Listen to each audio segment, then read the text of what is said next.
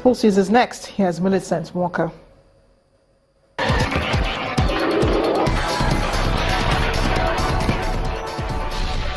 Welcome to Sports News.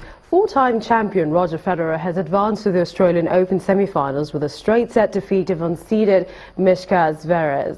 The 35-year-old reached the last four in Melbourne for the 13th time with a 6-1, 7-5, 6-2 win over Zverev, who upset world number one Andy Murray on Sunday.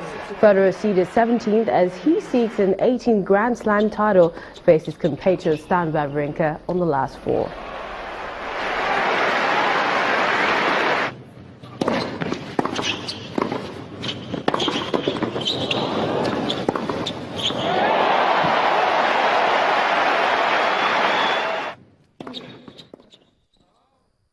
And defending champions Côte d'Ivoire have been knocked out of the African Nations Cup in Gabon after losing 1-0 to Morocco. Rahida Louis scored with a terrific shot from 25 yards to end the win for Morocco. Elsewhere, DR Congo reached the Africa Cup of Nations last 8 as Group C winners with a 3-1 victory that eliminated Togo. DR Congo will play Group D runners-up in the quarterfinals, while Morocco will face the winner in Group D.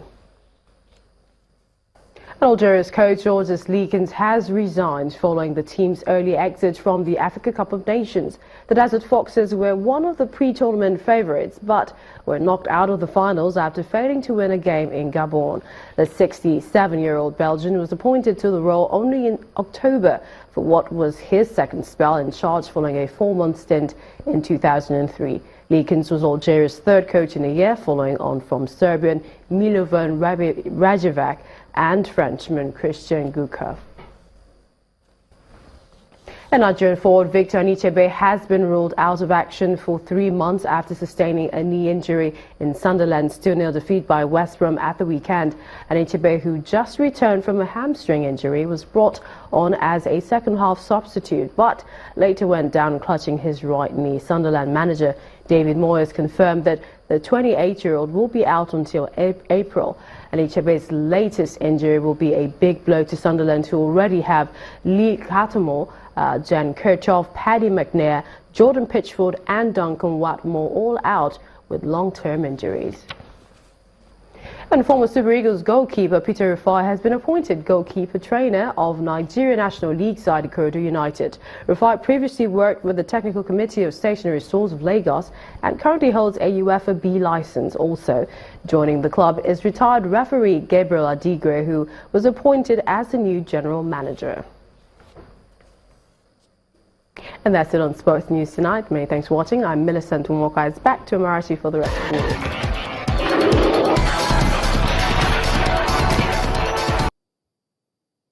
U.S. President Donald Trump has signed executive orders of support to controversial oil pipelines to the jargon of environmentalists. A new Republican president backed the Keystone XL and Dakota Access projects on the condition that American steel is used. The Obama administration had in late 2015 halted Keystone, which would carry crude from Canada to Texas. The Army decided last year to explore other routes for the Dakota pipeline amid huge protests by Native Americans. Britain has hit its first hurdle this year towards leaving the European Union as the Supreme Court ruled the country's parliament must vote on whether the government can begin the process of Brexit. The court also rejected unanimously arguments that the Scottish Parliament, Welsh Assembly and Northern Ireland Assembly should get the vote on Article 50 before it is triggered. Hopes of the UK government's ability to wield its executive powers, known as royal prerogative, to trigger Article 50 has been dashed by the Supreme Court. In a ruling today, the UK's highest judicial body gave the verdict that Prime Minister Theresa May must get Parliament's approval before she begins Britain's formal exit from the European Union. Today, by a majority of 8-3, the Supreme Court rules that the government cannot trigger Article 50 without an Act of Parliament authorising it to do so. The ruling is a significant blow to Mrs May, who has repeatedly said she would trigger Article 50 before the end of March. She will now have to seek the consent of lawmakers first, potentially meaning her plans could be amended or delayed, although the main opposition Labour Party has said it'll not slow her timetable. The government is disappointed with the outcome, but we have the good fortune to live in a country where everyone, every individual, every organisation, even government, is subject to the rule of law. So the government will comply with the judgment of the court and do all that is necessary to implement it. Last week, the Prime Minister set out her stall for negotiations, promising a clean break with the world's largest trading bloc as part of a 12-point plan to focus on global free trade deals, setting out a course for a so-called hard Brexit.